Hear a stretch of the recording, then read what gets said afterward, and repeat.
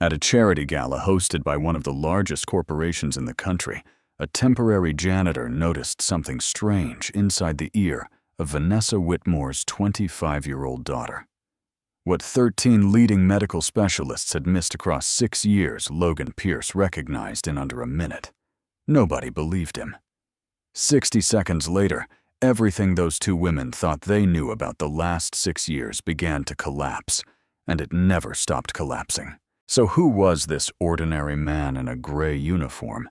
And what else had he already seen that everyone else had agreed to walk past? The ballroom of the Whitmore Foundation Gala held 600 guests, and Logan Pierce was not one of them. He came in through the service corridor at 4 in the afternoon with a gray cart, a temp badge clipped to his shirt, and instructions to stay out of camera lines.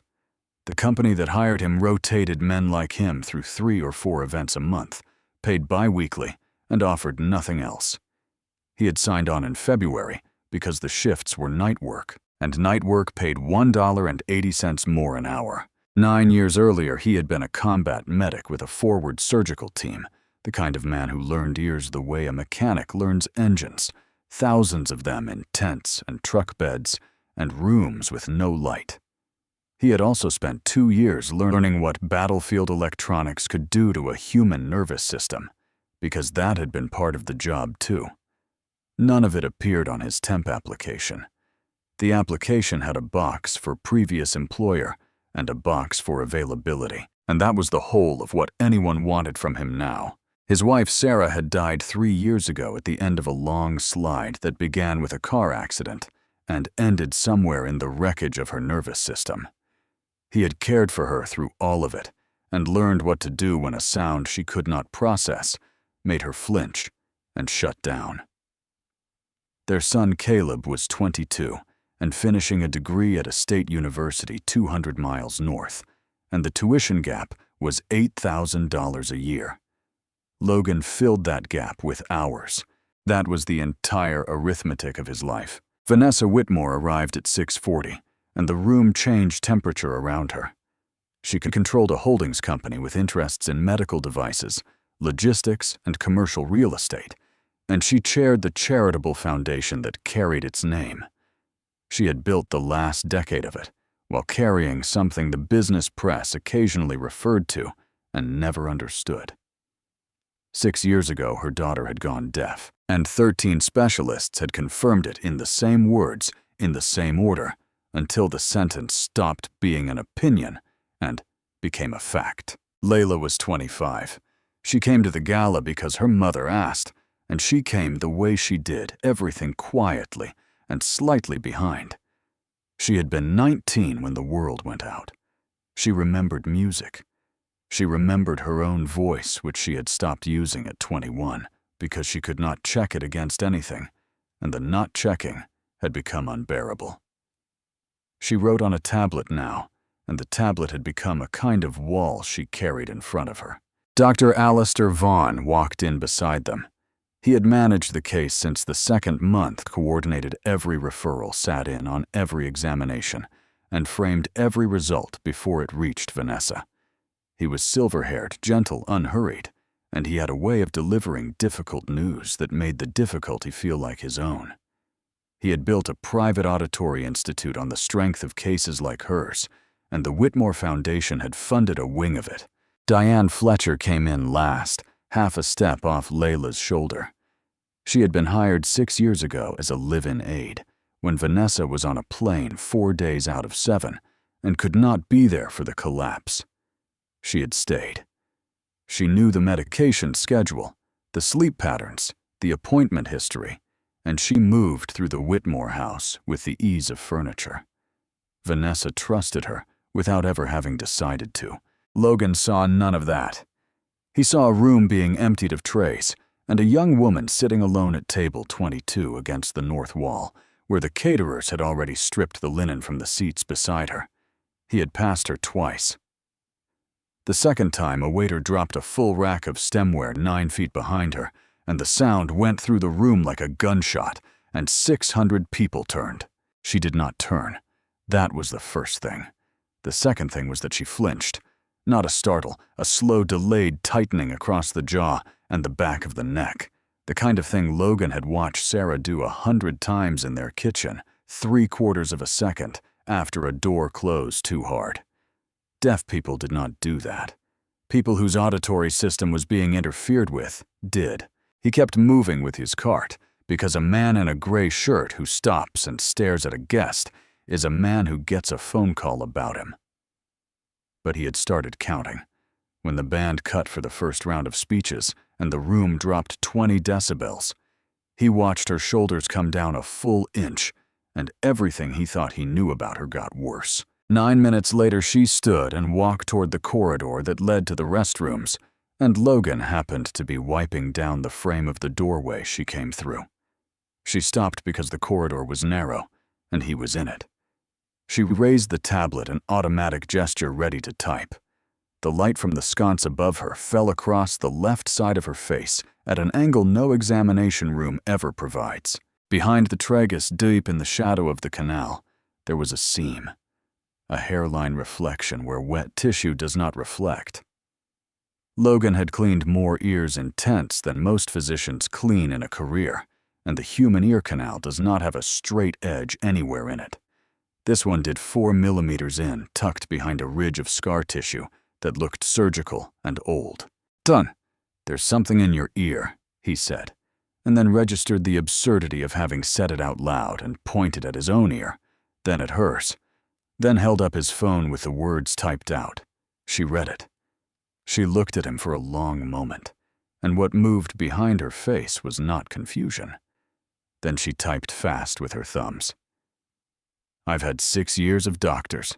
There's nothing in my ear. Something is in there." He typed back. "Not the eardrum. In front of it. Behind scar tissue. Has anyone ever imaged that side with a scan and not a light?" She read it twice.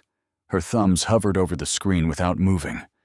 Then Diane Fletcher came around the corner with a coat over her arm and put a hand on Layla's elbow, and the whole shape of the moment changed.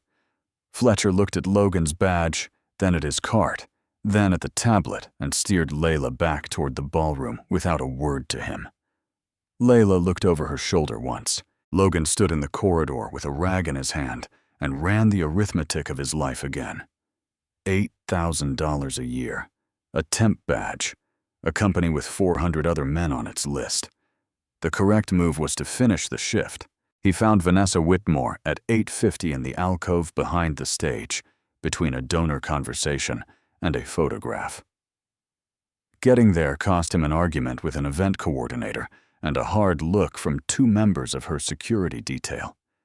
He said her name, and she turned with the practiced patience of a woman who is stopped 40 times a night. "There's a device in your daughter's ear canal," Logan said. "Left side. It's small. It's behind scar tissue, and I think it's been there a long time."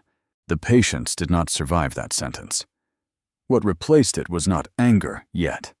It was the flat, cold assessment of someone who had spent 6 years listening to people explain her daughter to her. "Who are you?" she said.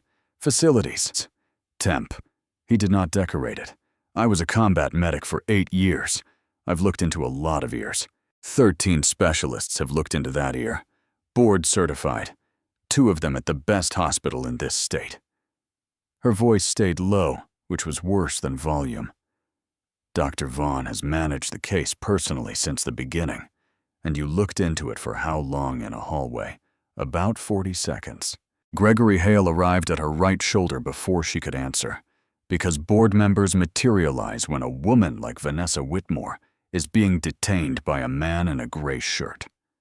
Hale had sat on the Whitmore Holdings board for 9 years and on the foundation's governance committee for 6, and he had a talent for appearing exactly when appearing was useful to him. "Is there a problem here?" Hale said, already scanning for the coordinator. Logan understood he had 90 seconds before he was walked out of the building and off the vendor list, and that the walk would be the end of it. So he stopped arguing and did the only thing left, which was to be specific. "Ask her whether sound hurts," he said to Vanessa, "not whether she hears it, whether it hurts.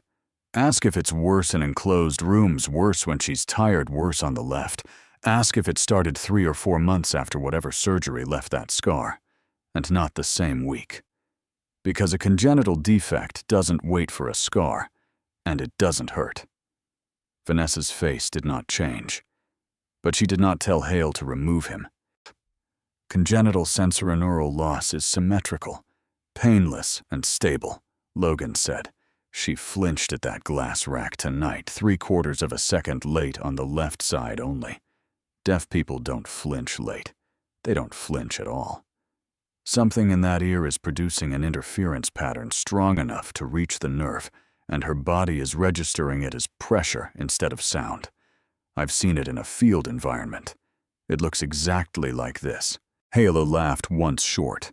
"This is a janitor," he said to Vanessa in the tone of a man closing a folder. "I'm aware of what he is," Vanessa said. She turned her head and found Layla across the room, standing near the doors, with Fletcher's hand still resting on her arm. Vanessa had been finding her daughter across rooms for 6 years. She knew that posture. She knew the way Layla carried the left shoulder half an inch higher than the right, and she had been told more than once by more than one person with a title that it was nothing. That posture was in every photograph taken since the year the silence started. "Dr. Vaughn scans her twice a year," Vanessa said. "Then you have 12 scans." Logan said, "Have you ever looked at one, or has he always described them to you?" She did not answer. Something in the not answering went through her like a drop in temperature. Hale stepped in closer. "Vanessa, there are 200 donors in this room and a photographer waiting. Let security handle it." "Give me his badge number," Vanessa said. And Logan handed the badge over himself because it was faster and because he had already accepted that if this cost him the account, it would cost him the account. She looked at it, then at him. "Understand what you're doing. If you're wrong, you're not just wrong. You're a man who walked up to a stranger at a charity event and told her that 6 years of her life were a mistake. That has a cost. To me and to her. I understand." Then, say it again, knowing that. "There is a device in your daughter's left ear canal," Logan said, "and it has been there for years, and she is not deaf." The photographer called her name from the stage. Hale said something about the timing. A server went past with a tray of empty glasses, and the noise of the room went on, being the noise of a room where 600 people were having a pleasant evening. Vanessa Whitmore stood very still in the middle of it. She was thinking about 12 scans she had never seen with her own eyes. She was thinking about a surgery at 19 for a persistent middle ear infection, and the 4 months of silence that followed it, and the way everyone had agreed the two things were unrelated. She was thinking that in 6 years, not one person had ever offered her an explanation that hurt. "Marcus Reed," she said finally to her assistant, who had appeared behind Hale. "Otolaryngology, St. Aldwyn. He consulted on the second-year review, and Vaughn overruled him. Get him on the phone tonight, not tomorrow." Hale's expression flattened out. "Vanessa, this is a scan. It's a scan, Gregory. It takes 20 minutes, and it settles it." She handed the badge back without looking at it. "You, St. Aldwyn, 7 in the morning. If you're not there, I'll assume you were lying." "I'll be there," Logan said. She was already walking toward the stage, already assembling the face 600 people had paid to see. Across the ballroom, Diane Fletcher watched her go, and then watched Logan, and the coat over her arm did not move at all. Logan finished his shift. He stacked the last of the linens at 11:40, signed out at the service desk, and drove 40 minutes home with the radio off. Somewhere on the interstate, he understood that he had not made a choice in that alcove so much as failed to make the safe one, and that the difference between those two things would probably never matter to anyone but him. He called Caleb from the parking lot the way he did on gala nights and told him nothing about any of it. Then he sat with his hands on the wheel and thought about a woman flinching 3/4 of a second late at a sound she had been told for 6 years she could not hear. At 7 the next morning, he was at St. Aldwyn, in the same gray shirt because it was the only clean one he had. Marcus Reed was 34 and had spent 2 years being politely wrong about the Whitmore case. He met them in the imaging suite at 7:15, with his badge on backward, and the expression of a man who had been called at midnight and had not gone back to sleep. He had flagged an asymmetry in the second-year review. Vaughn had written a 2-page response explaining why the asymmetry was an artifact, and the file had closed, and Reed had gone back to a schedule of 40 patients a week. The scan took 19 minutes. Reed did not describe the result to anyone. He turned the monitor around so Vanessa could read it herself, which was though nobody said so the first time in 6 years that it happened. The object sat 4 millimeters into the left canal, seated against the anterior wall, behind a shelf of fibrous tissue that had grown over and around it. It was roughly the size of a grain of rice with a metallic core, a coil, and a housing shaped to match the curvature of that specific canal, which meant it had been manufactured for her anatomy rather than adapted to it. It appeared in none of the 12 scans in the file, because all 12 had been acquired at a slice thickness that stopped just short of it. Reed pulled the older images up beside the new one and did not editorialize. He set the parameters side by side and let Vanessa read them. The imaging protocol had been specified in writing, and the specification was in Vaughn's handwriting. Vanessa looked at the screen for a long time. She had built a company on her ability to hold a number in her head and know immediately whether it was lying to her, and she had never once applied that ability to her own daughter's file, because doing so would have meant treating 13 physicians as a set of claims rather than a wall. That she understood now was the whole of what had happened to her. She had outsourced the only thing she was actually good at. Layla read the screen too. Nobody had to explain it. She had lived 6 years inside a diagnosis that never quite matched what her own body kept telling her, and she had learned to distrust her body because 13 people with credentials told her to. She typed one line and turned the tablet toward the room. It was never in my head. Surgery was scheduled for the following Tuesday and moved to Thursday when anesthesiology flagged the scar tissue. Reed did it himself, a microsurgical approach through the canal, 2 hours and 40 minutes. Most of it spent dissecting the object free of the fibrous shelf. It came out intact. He sealed it in an evidence pouch instead of a specimen jar, because by then he understood what he was holding. Logan was in the waiting area for all of it. He had taken an unpaid day, and the temp agency had left him 2 messages about a client complaint filed by a member of the Whitmore Holdings board. He returned neither. What followed the surgery did not resemble the version anyone had imagined. Layla woke and sound arrived, and sound was not music. It was an undifferentiated roar with no edges and no meaning, in which the hum of the ventilation and a voice speaking her name occupied exactly the same space. She could not tell direction. Her hands went to her ears, her heart rate went to 140, and she made a sound she had not made in 4 years, and it frightened her more than the roar did. Reed explained it afterward in the hallway in the flat voice physicians use, when news is complicated rather than bad. The ear worked. The nerve worked. But for 6 years, the auditory cortex had received nothing usable, and the brain had reallocated the territory. Hearing was restored. Comprehension was not, might never be, and would in any case not arrive on its own. How long? Vanessa said. There's no reliable literature. 6 years of deprivation in an adult system, and most of the data is on much shorter windows. Reed rubbed his eyes. The standard rehabilitation protocol is 45 minutes twice a week with a licensed audiologist. I can also tell you that for this, 45 minutes twice a week is not going to be enough. That isn't a criticism of anyone.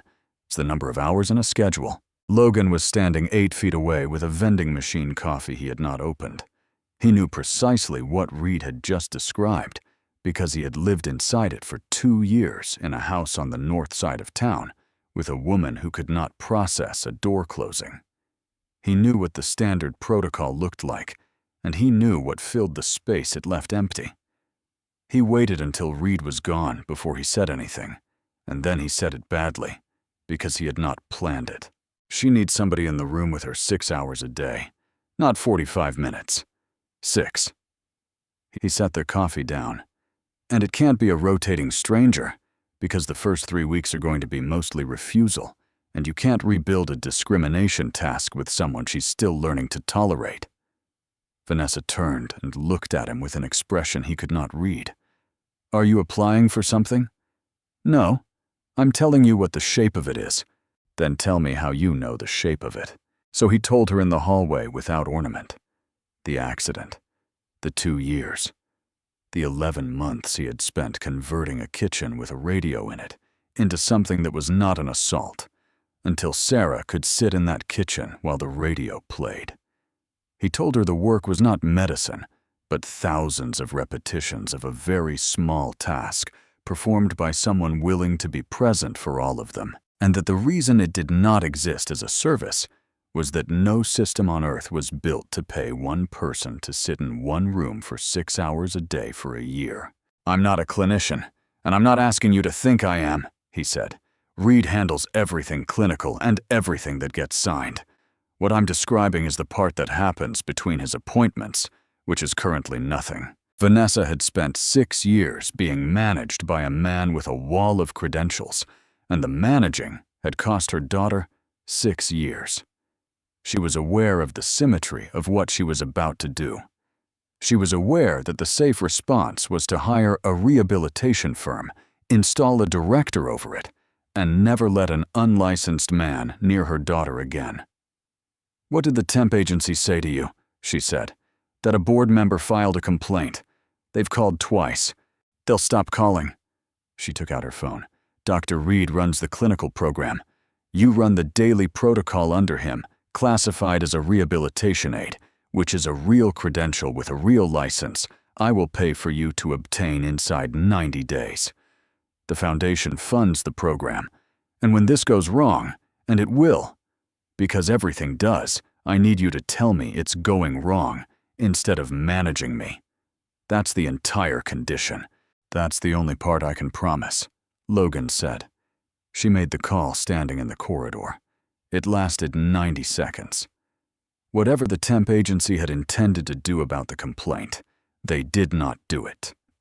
The first 3 weeks went the way he said they would. Layla refused sessions 9 times. She threw the tablet across the room on a Wednesday and sat with her back against the wall and her hands pressed over her ears for 2 hours, while Logan sat on the floor 8 feet away and said nothing because speaking was the problem.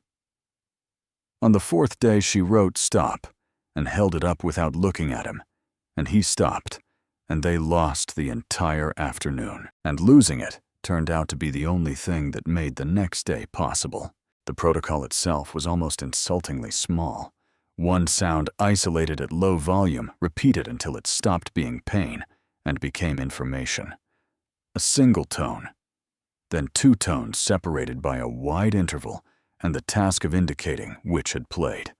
Then narrower intervals, then a syllable against silence, then a syllable against another syllable. 6 hours a day, 5 days a week, with Reed running formal assessments every other Friday and adjusting nothing, because there was nothing yet to adjust. By June, Reed had opened the protocol to 4 additional patients and hired 2 aides to run their daily hours, both trained by Logan, both working from a written procedure he produced for the first time because he now had to hand it to someone else. Vanessa moved 2 standing meetings so she could be in the room most mornings. She watched her daughter fail the same task 9 times and get it on the 10th, and she learned something about her own life in the process, which was that she had spent 6 years believing nothing could be done, and that the belief had been installed in her deliberately. That was the other thing running in parallel. Reed had sent the device to an independent forensic engineering lab, and the report came back in the 4th week. The object had never been a therapeutic implant and had never been sold as one. It generated a low-power interference pattern in a narrow band sustained by an inductive coil drawing from ambient fields, which was why it had never needed a battery and had never stopped. It carried a serial number. It had been fabricated as a prototype by a research subsidiary absorbed 4 years earlier into a division of Whitmore Holdings. Vanessa read that sentence in her own office and did not move for a full minute. She put a forensic accounting firm on it the same day, quietly through outside counsel rather than through the company. What came back over the following 6 weeks was not one crime, but a structure. The surgery at 19 had been performed at a facility Vaughn credentialed. Diane Fletcher had been hired 10 days before that surgery through a search firm on a board member's recommendation and had accompanied Layla to every appointment for 6 years. On 4 documented occasions, she had canceled and rescheduled scans in a way that shifted them to a different technician and a different protocol. Vaughn's Institute had raised $19 million across 2 funding rounds on the strength of a longitudinal case series. Layla was the anchor case, and the permanence of her condition was the entire proposition.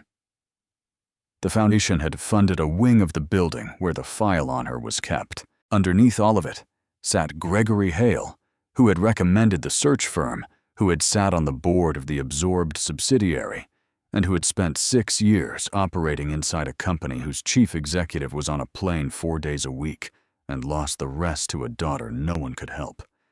Every quarter Vanessa was distracted was a quarter Hale controlled the room. The accountants found 9 votes across 9 years that had gone his way in her absence, and 2 acquisitions routed through entities he held an interest in. Vanessa understood then that her daughter had not been the target. Her daughter had been the mechanism. That was worse, and she found she could not say it aloud to anyone, including Layla, including Logan. She gave outside counsel one instruction: build all of it, and do not file until I say. Hale moved first the way people like Hale always move procedurally. At the September meeting of the governance committee, he raised the auditory rehabilitation program with a folder and a tone of regret. The program was operating with a non-clinical individual directing daily patient contact. That individual held no degree, had been licensed as a rehabilitation aide only since July, and had been at first contact with the index patient, a temporary janitorial worker at a foundation event. I take no position on the man's character, Hale said to the table. I'm raising exposure. If a family in this program has a bad outcome and their attorney learns how the staffing decision was made, our carrier will not defend it, and the liability attaches to us personally. Ellen Marsh chaired the committee and had voted with Vanessa more often than not for 9 years. She asked the question that mattered. Vanessa, is the description accurate? Every fact in it is accurate, Vanessa said. The framing is a lie. The framing isn't what our carrier reads, Marsh said. Hale's motion was for a formal competency review before the committee with the program suspended pending outcome. It carried 7-4. The review was set for the 3rd Thursday of October. Until then, no new intake and no expansion, and the existing protocol survived only because Marsh amended the motion to permit continuity of care for enrolled patients over Hale's objection. The pressure arrived from every direction at once. A trade publication ran a piece questioning the foundation's clinical governance, sourced to an unnamed board member. Vaughn gave a measured interview expressing concern for a former patient and declining to comment on personnel. 2 of the 4 families in the pilot cohort withdrew within a week. Then the general counsel of Whitmore Holdings came to Vanessa's office and laid out without malice the position she was actually in. The chief executive's personal involvement in a foundation program under review was itself a governance problem.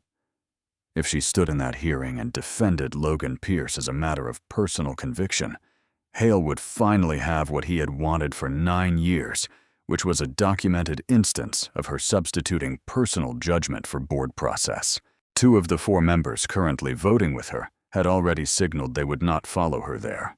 You can protect the program, or you can protect your standing, the general counsel said. Not both. And if you lose your standing, the litigation you haven't filed doesn't get filed because whoever replaces you won't authorize it. That was the arithmetic. 6 months of Logan's work, every hour Layla had spent learning to tell one syllable from another, and every page of evidence sitting in a lawyer's office waiting on her signal, all of it now, on one side of a scale. On the other side sat the only position from which she could act at all. Vanessa went home that night and stood in the doorway of the room where the sessions happened. It was empty. On the whiteboard in Logan's handwriting was the day's log: 41 trials, 26 correct, and one line at the bottom recording the first spontaneous vocalization in 6 years at 2:10 in the afternoon under a second long unprompted. She looked at that line for a long time and understood that in 3 weeks, 10 people around a table were going to decide whether it had ever happened. The hearing convened on the third Thursday of October on the 11th floor. The governance committee's full membership around a table built for 20. Ellen Marsh chaired. Gregory Hale sat 4 seats down with a folder he had already distributed. Marcus Reed attended as clinical director required to appear under the foundation's bylaws. Logan Pierce came in a shirt he had bought for the occasion and sat where he was told to sit. Hale's first motion was procedural, and Vanessa had known it was coming since the general counsel's visit. He asked the chair to rule that a member who was both chief executive of the funding parent and parent of the index patient could not sit in judgment of the program treating her. Marsh took 90 seconds and ruled with him. Vanessa was recused from the vote, and the count dropped from 11 members to 10. She accepted it without argument, which surprised the room. She had spent 3 weeks preparing to lose the vote and had decided that the only thing she could still control was whether she told the truth in front of it. Hale opened. He was unhurried, and he read the qualifications question into the record the way a man reads a weather report.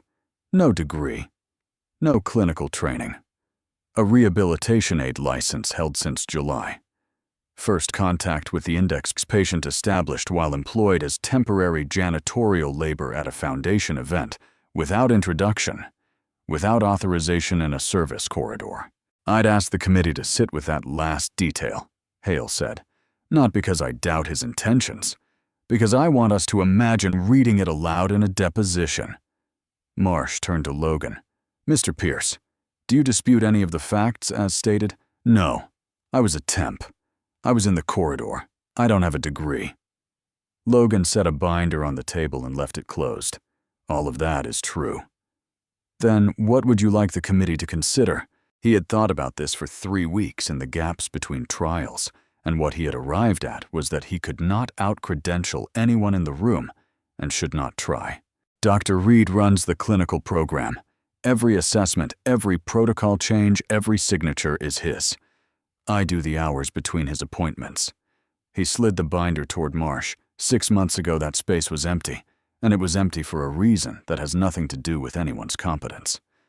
The standard of care is 45 minutes twice a week. Nobody in this field disputes that it's inadequate for adult sensory deprivation past 3 years. They dispute that anyone can pay for the alternative. That's the whole argument. It's a scheduling problem that got reclassified as a clinical impossibility because calling it one was cheaper. Marsh opened the binder.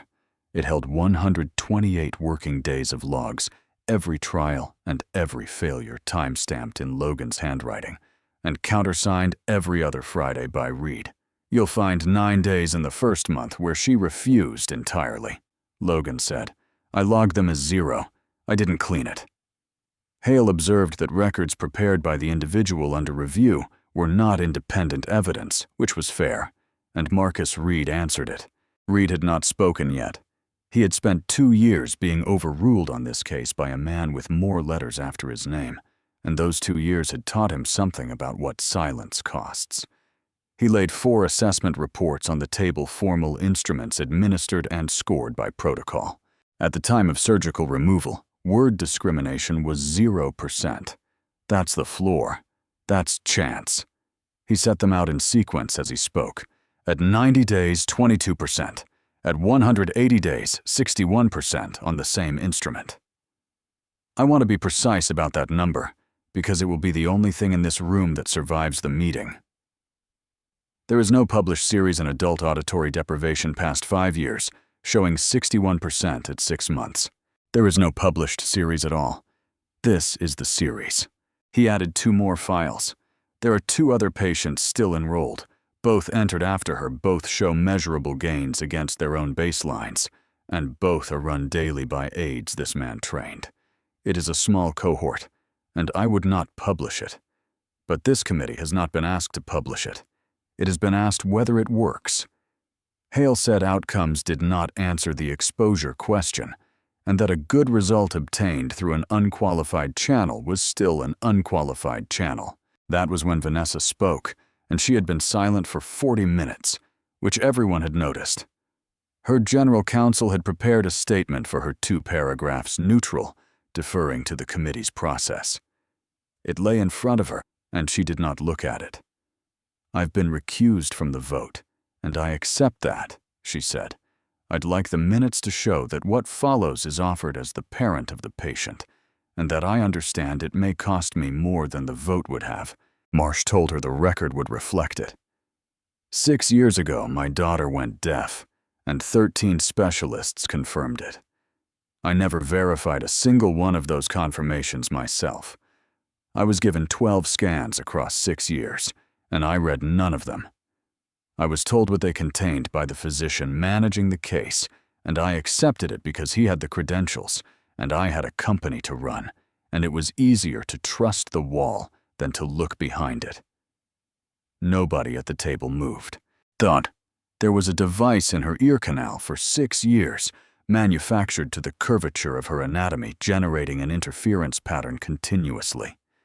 Every imaging study she received was acquired at a slice thickness that stopped 4 millimeters short of it on a written specification in the handwriting of the physician who ordered them.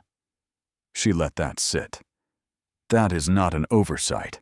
I have the engineering report, and I have the file, and both are with outside counsel. Hale said this fell outside the scope of a competency review. It is the scope, Gregory.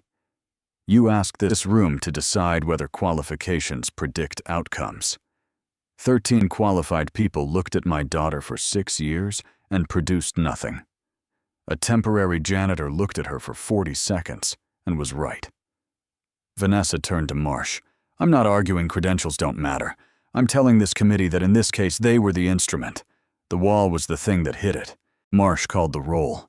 She took it alphabetically, and Hale had counted correctly. After 6 names, it stood 4-2 for suspension, and the 4 remaining members were the 2 who had privately told Vanessa they would not follow her, and 2 who had voted with Hale in September. Layla had been sitting against the wall behind the chair since the beginning, because Reed had wanted her present, and Vanessa had not been willing to leave her outside.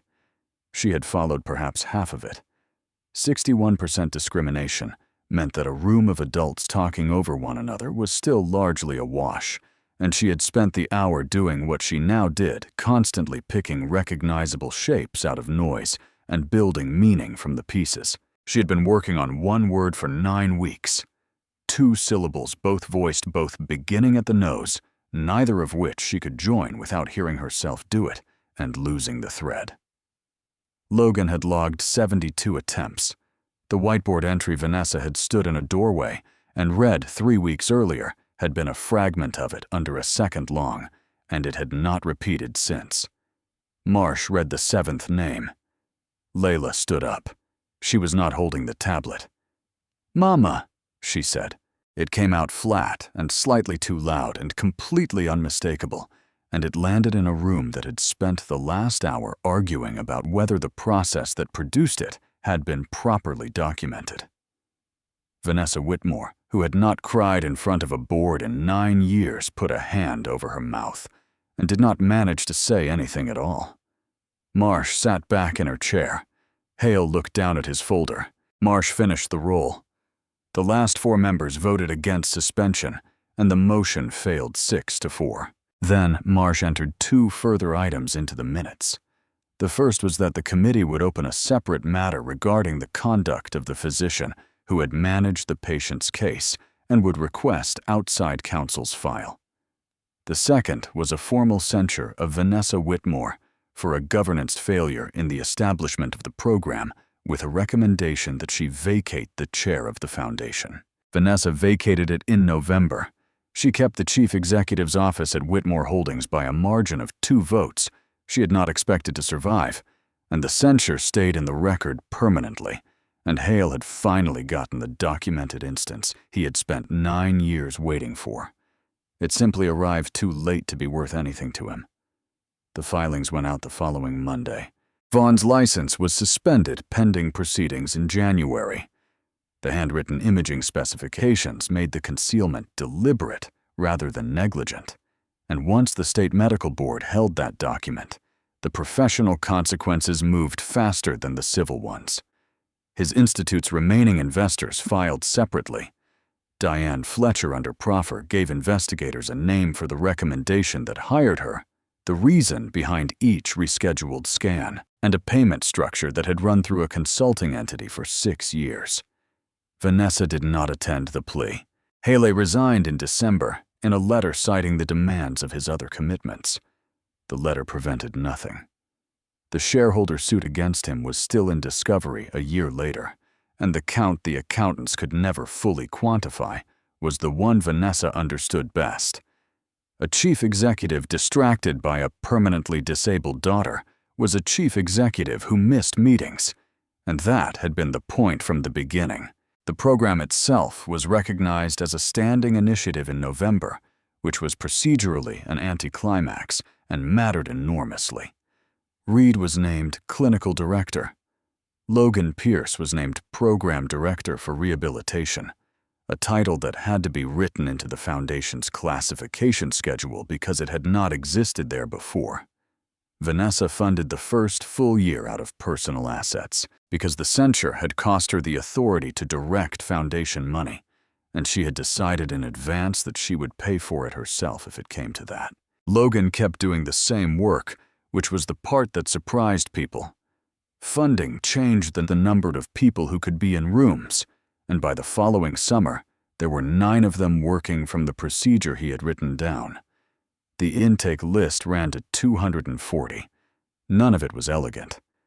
2 patients withdrew inside the first 8 months, and 1 plateaued at 30% and stayed there, and Logan logged that as carefully as the rest.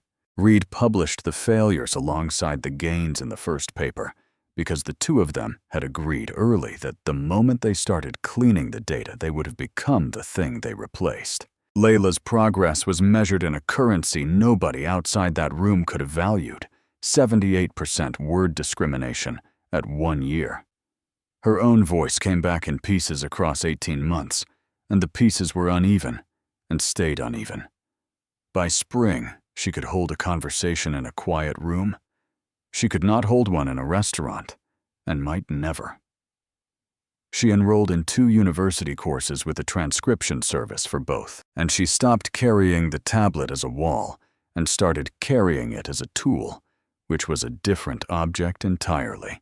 Caleb finished his degree that May and came home for the summer, and the $8,000 gap that had been the whole of Logan's arithmetic for 2 years quietly stopped being a problem in a way it took him several months to actually believe.